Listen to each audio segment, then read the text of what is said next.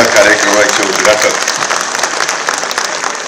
आदरणीय न्यायमूर्ती मकरंद कर्णिक साहेब, कार्यक्रमाला उपस्थित असणारे माननीय न्यायमूर्ती सारंगजी कोतवाल साहेब, माननीय न्यायमूर्ती संदीप कुमार मोरे साहेब, माननीय न्यायमूर्ती किशोरजी संत साहेब, माननीय न्यायमूर्ती मिलिंद साठे साहेब, श्री चंद जगमलानी साहेब, प्रमुख जिल्हा व सत्र न्यायाधीश नाशिक, तसंच ज्यांच्या विनंतीला मान देऊन आपण सगळेजण या ठिकाणी आलोय ते जिल्हा न्यायाधीश 1 व अतिरिक्त सत्र न्यायाधीश नाशिक रोडचे JM दळवीजी, आपल्या इथल्या नाशिक रोड वकील संघाचे अध्यक्ष आणि ज्यांनी हे सगळं पाठपुरावा करायला खूप परिश्रम घेतले ते आपल्या सगळ्यांचे सहकारी ॲडव्होकेट सुदामराव गायकवाड, तसंच उपस्थित असणारे नरहरी जिरवाळ,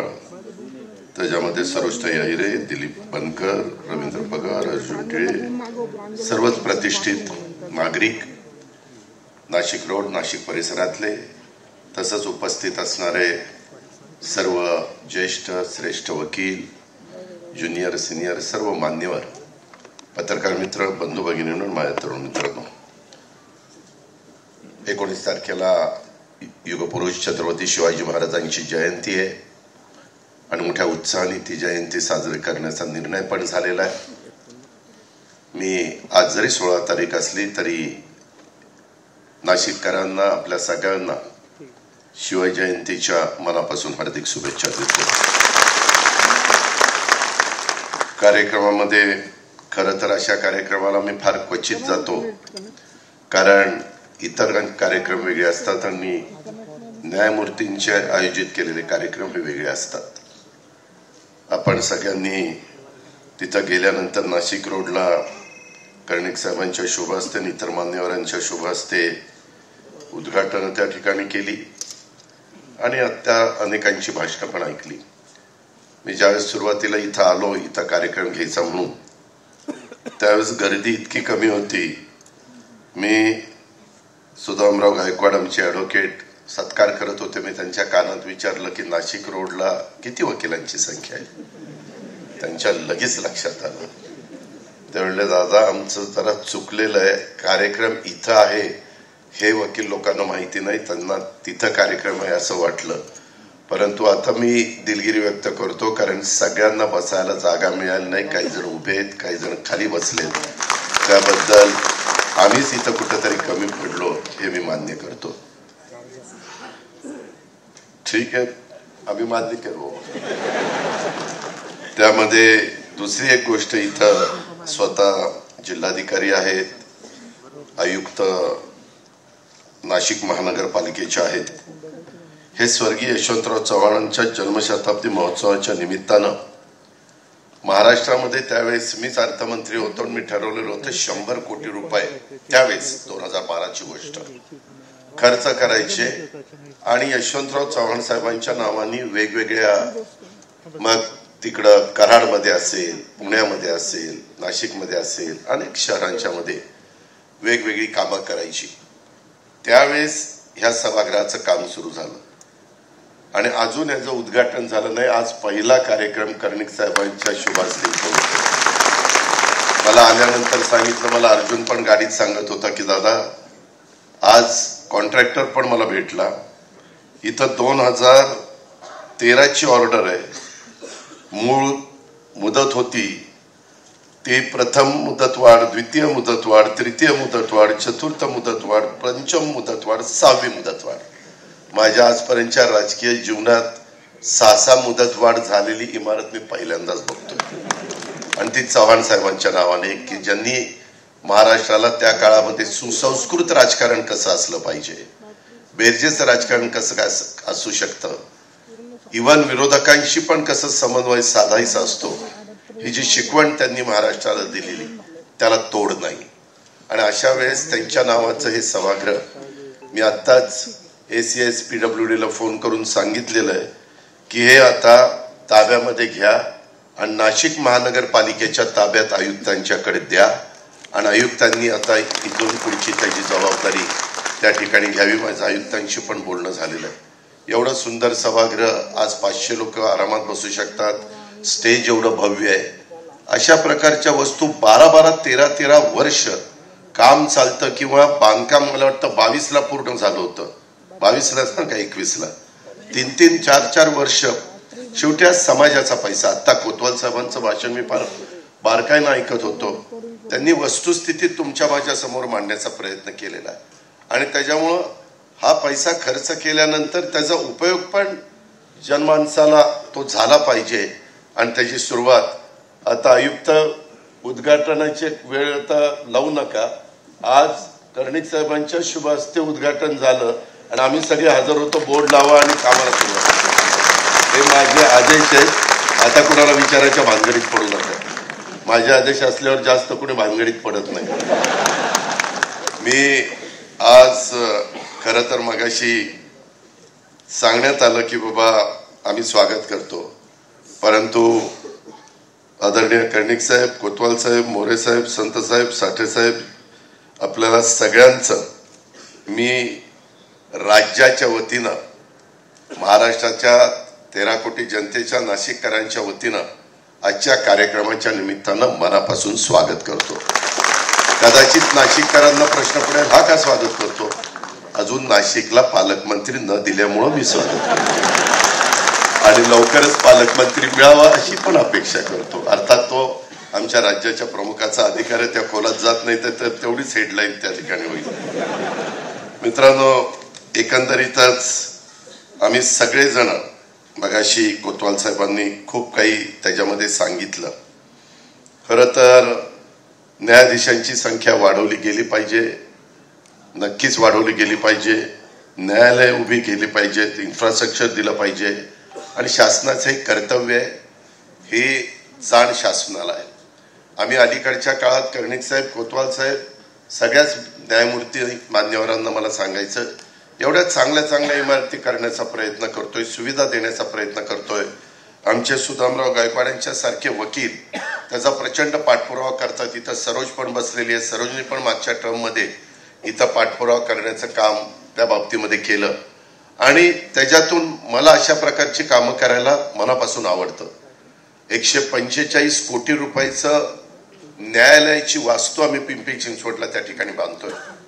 कर्णी साहेब, मला आपल्याला विनंती करण्याचा अधिकार आहे का नाही मला माहिती नाही, परंतु मला असं वाटतं की मधल्या काळामध्ये मुख्य न्यायाधीश सुप्रीम कोर्टाचे धनंजय चंद्रचूड साहेब आलेले होते आणि BKC मध्ये आपण त्यांच्या शुभ हस्ते मुंबई उच्च न्यायालयाच्या इमारतीचं त्या ठिकाणी भूमिपूजन केलं. आज मुंबईची वास्तू इतकी देखणी आहे, परंतु इतकी तिथं समस्या आहे, एकंदरीत कामाचा पडलेला ताण आणि तो बघता तिथं सगळ्यांना बसायची पण व्यवस्थित व्यवस्था होत नाही, पक्षकारांना नाही, वकिलांना नाही, खूप काही अडचणी आहेत. आणि मला पण असं वाटतं, सुदैवाने यावेळेस जनतेने आम्हाला 5 वर्षाच्या करता प्रचंड बहुमताने निवडून दिलेलं आहे. स्वतः देवेंद्रजी हे विधी व न्याय खात्याची त्यांना चांगल्या प्रकारची जाण आहे आणि BKC हे भारतातलं सगळ्यात एक चांगल्या प्रकारचं असं ठिकाण आहे की तिथं सगळी महत्वाची केंद्र आहेत. तिथं मला मनापासून वाटतं की एक अशी वास्तू आपण उभी केली पाहिजे की कुणी जरी विचारलं की देशामध्ये कुठलं उच्च न्यायालयाची इमारत देखणी आणि सर्व सुखसोयी युक्त सगळे, मग तिथं आमचे न्यायाधीश असतील, तिथं आमचे पक्षकार असतील, तिथं आमचे वकील असतील किंवा कुठलेही घटक असतील, आतमध्ये काम करणारा तुमच्या हाताखालचा स्टाफ असेल, अशी वास्तू आपल्याला ती बनवायची आहे. आणि ती बनवत असताना मी सारखं, आज मी स्वतः त्याच्यामध्ये माननीय न्यायमूर्ती रेवती मोहिते ढेरे मॅडम यांना पण विनंती केली, न्यायमूर्ती आरिफ डॉक्टर यांनाही विनंती केली, न्यायमूर्ती मारणे साहेबांनी विनंती केली, कारण इथे यायच्या आधी आमचा एक कार्यक्रम जुन्नरला सत्र न्यायालयाचा त्या ठिकाणी होता. त्याच्या आधी पण आम्ही एक चांगल्या प्रकारे इंदापूरला सत्र न्यायालय सुरू केलंय. लवकरच आम्ही आता दौंडला सत्र न्यायालय त्या ठिकाणी सुरू करतोय आणि ते आपण जसे कोतवाल साहेब इथले पालक सचिव आहेत तसे ते तिथले पालक न्यायमूर्ती आहेत आणि अशा पद्धतीनं तिथं कामं चाललेली आहेत. आज महाराष्ट्रामध्ये जिथं जिथं जिल्ह्याच्या ठिकाणी इमारती झालेल्या आहेत त्या खरोखरीच चांगल्यातल्या चांगल्या करण्याचा प्रयत्न आम्ही केलेला आहे. शासन तिथं कुठं कमी पडलेलं नाहीये.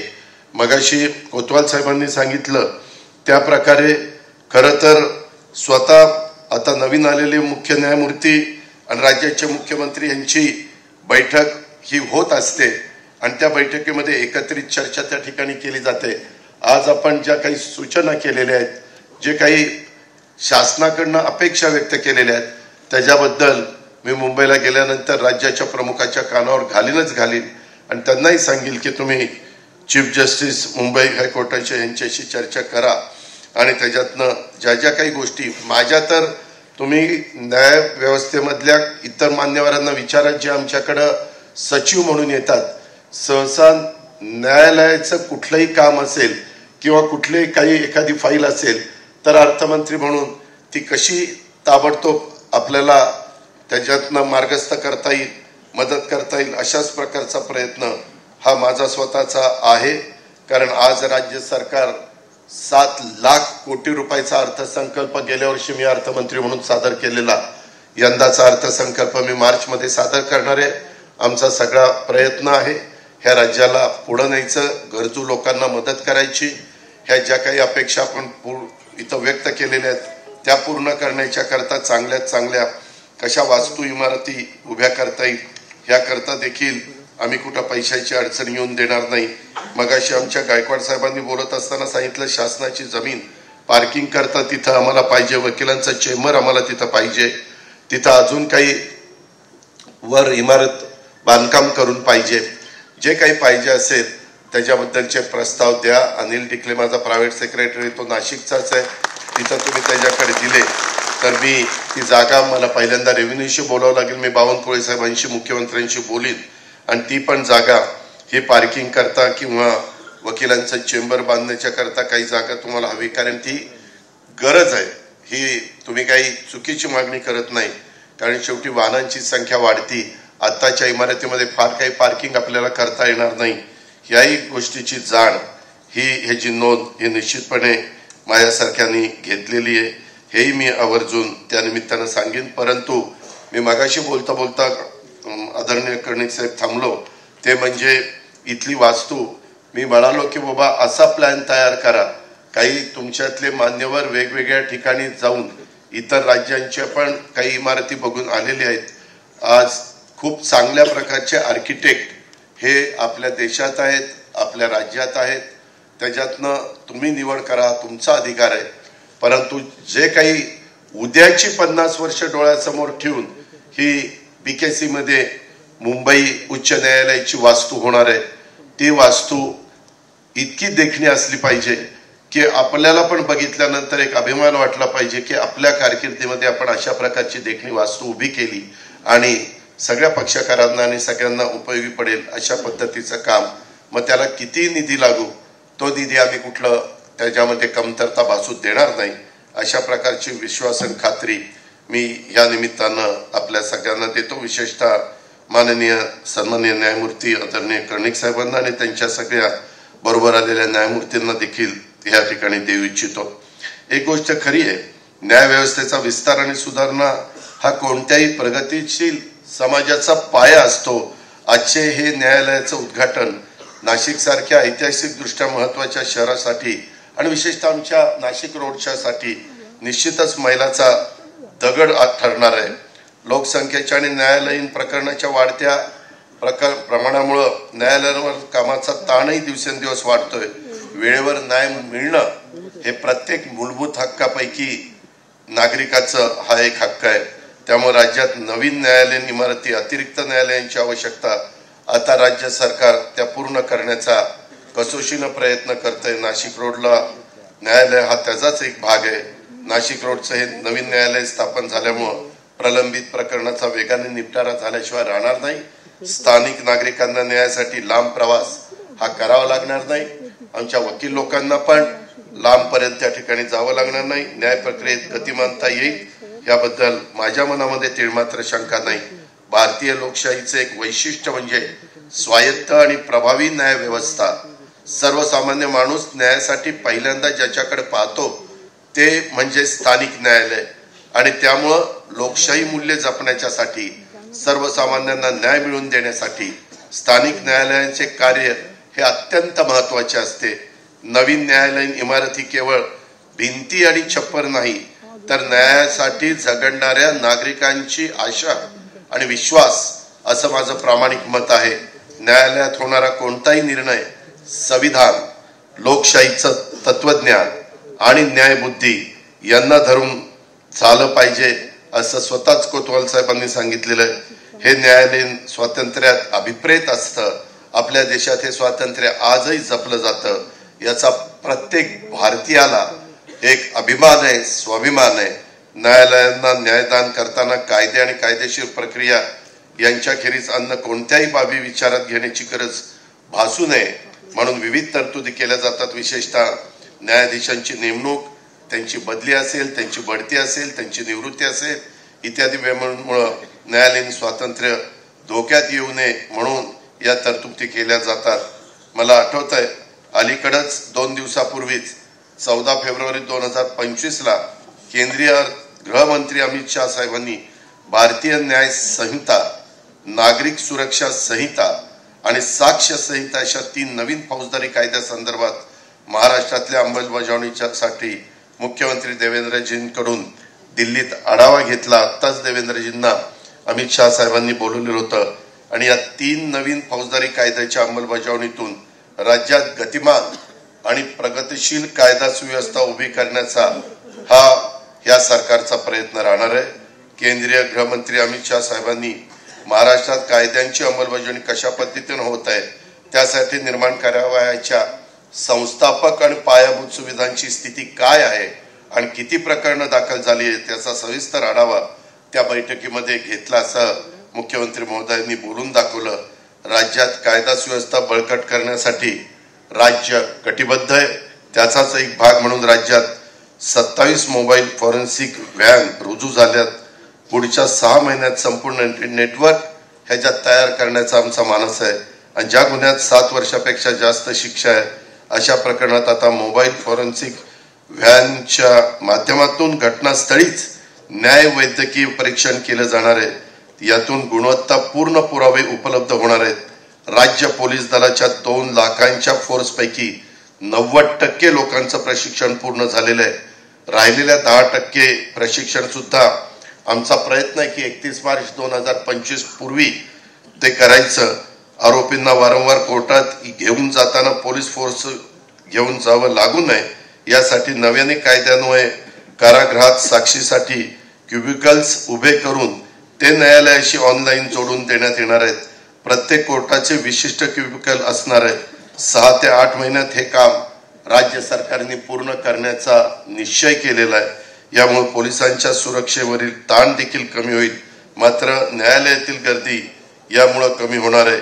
नवीन कायद्यानुसार वारंवार न्यायालयात तारखा मागता येणार नाहीत. तरतूद असल्याने सरकारी वकिलांना त्यांचे प्रशिक्षण द्यावे लागणार आहे. अशा खूप काही गोष्टी आम्ही त्या ठिकाणी करतोय. न्याय व्यवस्थेचा गाडा सुरळीत चालण्याच्यासाठी न्यायाधीश, वकील, न्यायालयीन कर्मचारी आणि नागरिक यांचं सहकार्य आणि समन्वय अत्यंत महत्वाचा असतो. या नवीन न्यायालयाच्या माध्यमातून नागरिकांना न्याय सुलभ, वेगवान मिळेल अशा प्रकारचा पण विश्वास मी ह्या निमित्तानं व्यक्त करतो. नाशिक हे तसं बघितलं तर एक धार्मिक आणि सांस्कृतिक म्हणून महत्वाचं शहर नाही, तरी हे कृषी, औद्योगिक, व्यापारी आणि शैक्षणिक दृष्ट्या देखील एक अग्रेसर शहर म्हणून ह्याची ओळख त्या ठिकाणी वाढलेली आहे. अशा ठिकाणी सक्षम न्यायव्यवस्था असणं अत्यावश्यक आहे. हे नवीन न्यायालय नाशिक रोडच्या विकासाला आणि सामाजिक व्यवस्थेला आणखीन बळकटी देईल याबद्दल मला विश्वास आहे. आजचा उद्घाटन सोहळा म्हणजे नाशिकच्या न्यायव्यवस्थेच्या प्रगतीकडे उचललेलं एक मोठं पाऊल आहे. मी पुन्हा एकदा न्यायमूर्ती आदरणीय सन्माननीय मकरंद कर्णिक साहेबांचे आभार मानतो. त्यांच्याबरोबर आलेल्या सर्वच न्यायमूर्तींचं, सर्वच मान्यवरांचं देखील मी आभार मानतो. नाशिक रोड न्यायालयाची इमारत उभारणीसाठी मेहनत घेणाऱ्या आणि पाठपुरावा करणाऱ्या सर्वांचंच, विशेषतः आमच्या गायकवाडांचं मी मनापासून आभार मानतो. आणि खरंच पाठपुरावा असला पाहिजे. तो आमच्या ॲडव्होकेट सुदाम गायकवाडांच्या सारखा असला पाहिजे, म्हणजे आम्हाला पण काम करायला हुरूप त्या ठिकाणी येतो. त्याच्यामध्ये मी त्यांचं आणि आपल्या सगळ्यांचं मनापासून या न्यायालयाच्या इमारतीच्या उद्घाटनाच्या निमित्तानं तुम्हाला शुभेच्छा देखील देतो. आणि एकंदरीतच पक्षकारांना लवकरात लवकर न्याय मिळेल आणि अधिक न्याय व्यवस्थेवरचा विश्वास महाराष्ट्रातल्या आणि देशातल्या जनतेचा अधिक दृढ होईल याबद्दल तिळमात्र शंका मनामध्ये बाळगत नाही. एवढंच बोलतो आणि थांबतो. जय हिंद, जय महाराष्ट्र.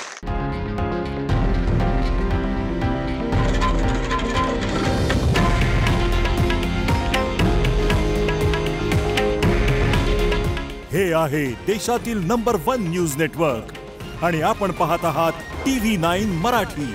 काळजी तुमची, हित महाराष्ट्राचं.